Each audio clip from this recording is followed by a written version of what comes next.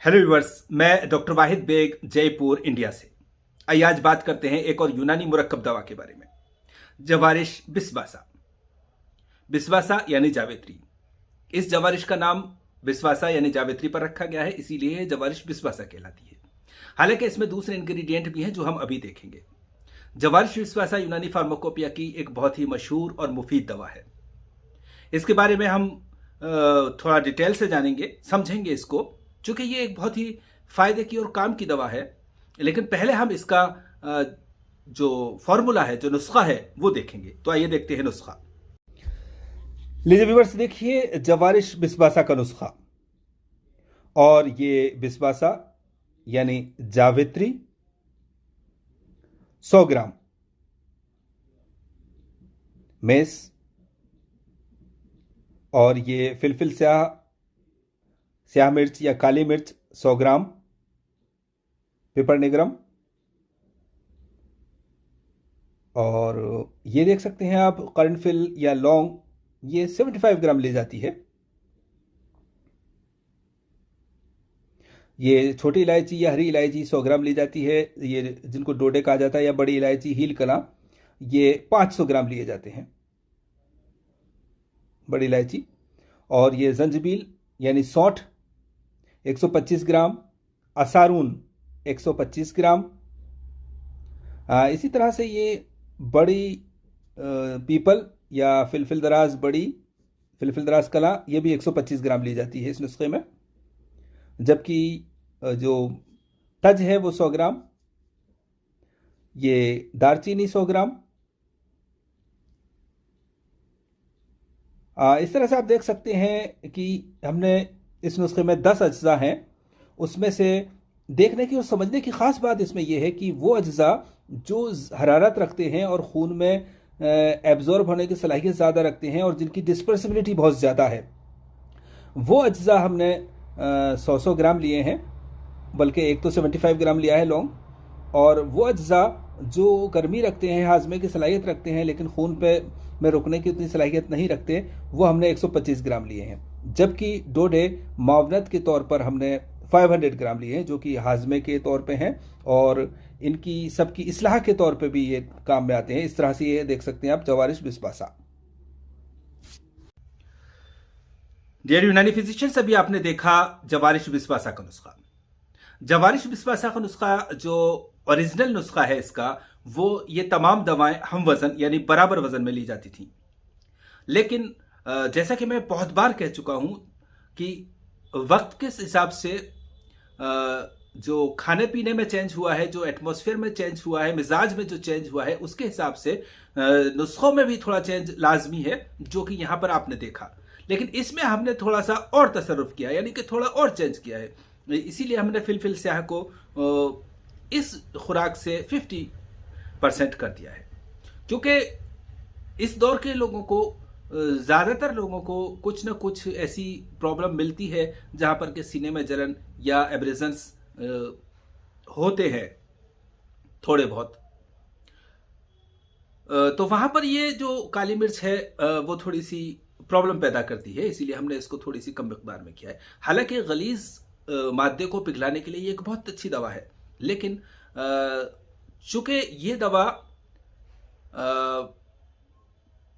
यूँ समझिए कि आप अपने आप में जो शुरुआती प्रॉब्लम है वहाँ तो बहुत अच्छा काम करती है, लेकिन अगर कोई मर्ज जब क्रॉनिक हो जाए, पुराना हो जाए, अड़ियल हो जाए, तो फिर उसमें दूसरी दवाओं की या दूसरे तरीके इलाज की भी ज़रूरत पड़ती है। इसलिए शुरुआत में ये नुस्खा काफ़ी होता है।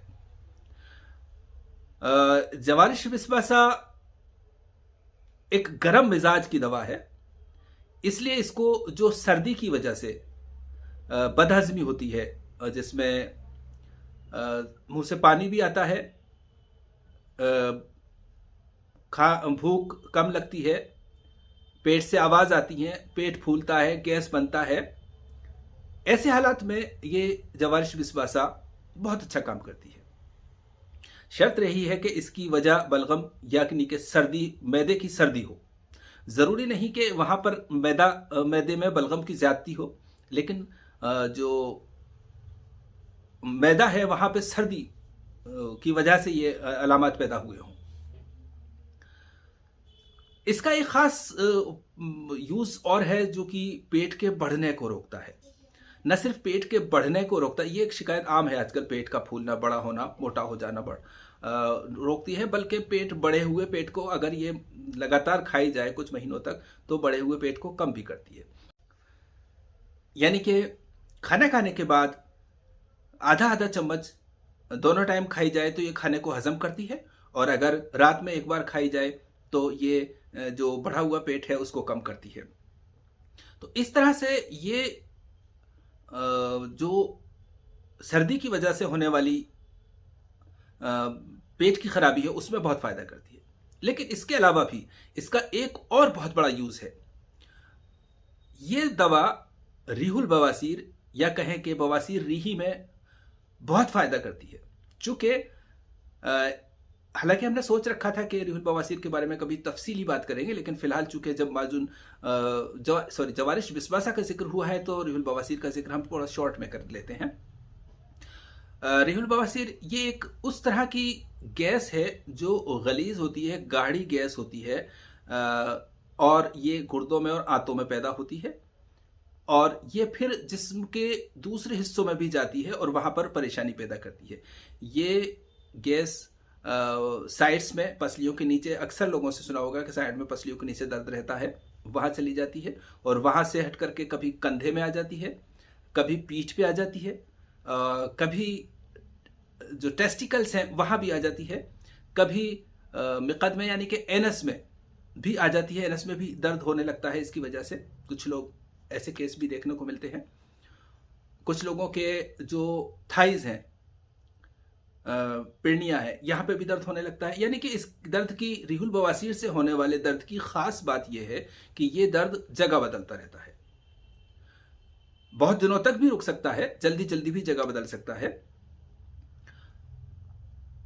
और इसका, रीहुल बवासीर का जो एक और खास बात, जो कि लाजमी बात है जिसको जानने के लिए, मतलब डायग्नोस्टिक जो पॉइंट है वो ये है कि पेट से आवाजें आना जरूरी है। कराकर शिकम जिसको कहते हैं ना, गुड़ गुड़ गुड़ की आवाजें पेट से ये आना जरूरी है। अगर ये आती हैं और इस तरह की डिस्पेप्सिया की प्रॉब्लम क्रॉनिक है तो ये रीहुल बवासीर का केस हो सकता है, इस नजर से देखा जाए। और तब अच्छा हाँ, इसमें एक रीहुल बवासीर वाले पेशेंट्स की एक और ख़ास बात होती है, उनके हाथ के जोड़, पंजे के जोड़ ऐसे करते हैं तो चटकते आवाज़ आती है, या घुटने में उठते हैं, बैठते हैं तो घुटने बोलते हैं, चट चट चट की आवाज़ आती है, खट खट कह लीजिए आप, जो भी है, तो इस तरह की आवाज़ आती है, वो भी इसी की वजह से होती है। तो ऐसे केसेस में अगर वो शुरुआती मामला है, ज़्यादा क्रॉनिक नहीं हुआ है, तो जवारिश बिस्वासा बहुत अच्छी दवा साबित होती है।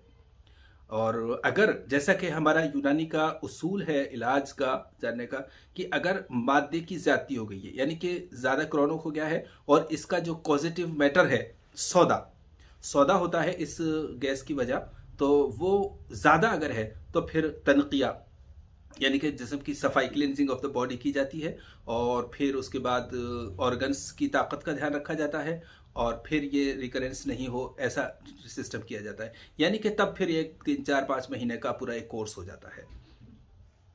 अगर कम है तो ये 1-2 महीने में जवारिश बिस्वासा ही भी ठीक हो सकती है। और आखिर में इन नटशेल हम कह सकते हैं कि जवारिश बिस्वासा सर्दी से होने वाले पेट के अमराज, जिसमें कि कब्ज़ भी हो सकता है, गैस होती है, पेट की आवाज़ें होती हैं, भूख की कमी होती है, बदहज़मी होती है, और जगह जगह दर्द होता है, बॉडी में दर्द, यानी कि सर्दी के और सौदा के की वजह से होने वाले अमराज में, पेट के अमराज में, कि बहुत ही लाजवाब, चाहे दर्द कंधे में होता है, पीठ में होता है, पसली में होता है, थाइज में होता है, लेकिन जवारिश बिस्वासा देने से उसमें आराम आ जाता है। अगर आप ऐसे सोचते हैं कि थाइज में दर्द है और आपने जवारिश बिस्वासा दी है तो इसका क्या रिलेशन है? रिलेशन वही है जो बेसिक कॉज का होता है, कि हमारे यहाँ पे बुनियादी जो वजह है, जो कॉज है, उसको देखा जाता है, उसी का इलाज किया जाता है। तो इस बात को समझना ज़रूरी होता है। बहरहाल फिलहाल नहीं। अल्लाह हाफिज़।